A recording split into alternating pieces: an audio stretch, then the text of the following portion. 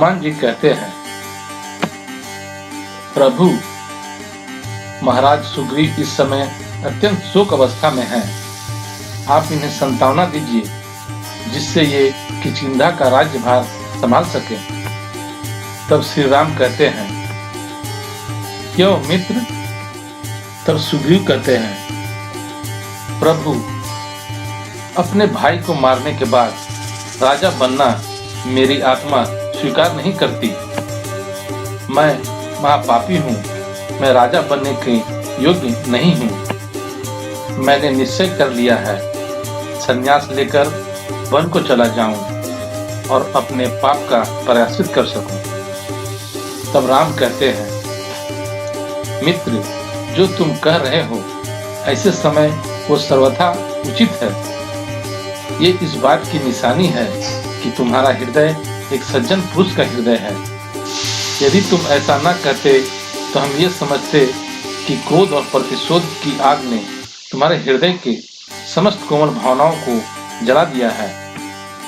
तब हमें तुमसे भय लगता कि सत्ता के मिलने पर कदाचित तुम कोई अमानुषी कार्य भी कर सकते हो। परंतु अब हमें विश्वास हो गया है कि प्रतिशोध की जो अग्नि तुम्हारे हृदय में इतने वर्षों से धधक रही थी, वो भाई की मृत्यु के साथ ही शांत हो गई और तुम्हारे हृदय की कोमल भावनाएं फिर से उजागर हो गईं। जैसे धरती में छिपे हुए सुंदर फूलों के बीज यदि ग्रीष्म ऋतु के धूप में जल नहीं जाते तो वर्षा ऋतु आते ही उसी जली हुई धरती से सुंदर सुंदर फूलों के अंकुर फूट निकलते हैं। उसी प्रकार तुम्हारी सद्भावनाएं अब बाहर निकल आई हैं।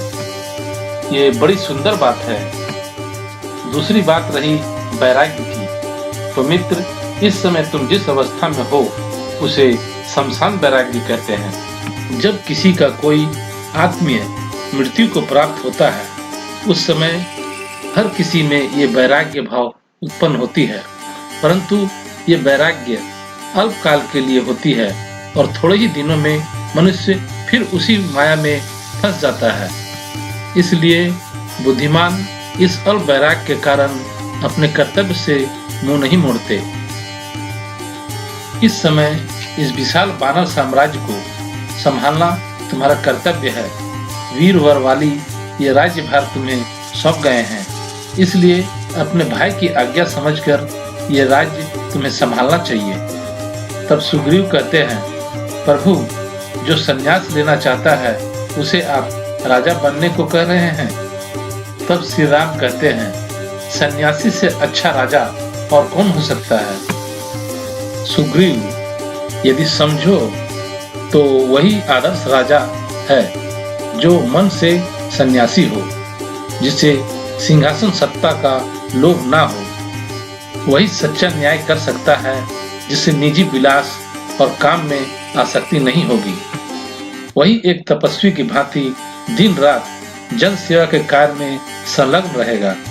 सन्यासी की भांति जिसका ना ही कोई अपना होगा ना कोई पराया होगा, वही मोह ममता को त्याग कर ईश्वर की भांति अपनी सारी प्रजा से एक जैसा व्यवहार करेगा। इसलिए राजा को ईश्वर भी माना गया है। मित्र यदि ऐसी वैराग्य भावना तुम्हारे अंदर स्थिर हो जाए तो तुम आदर्श राजा हो जाओगे, परंतु ऐसा होगा नहीं क्योंकि ये एक क्षणिक वैराग्य है।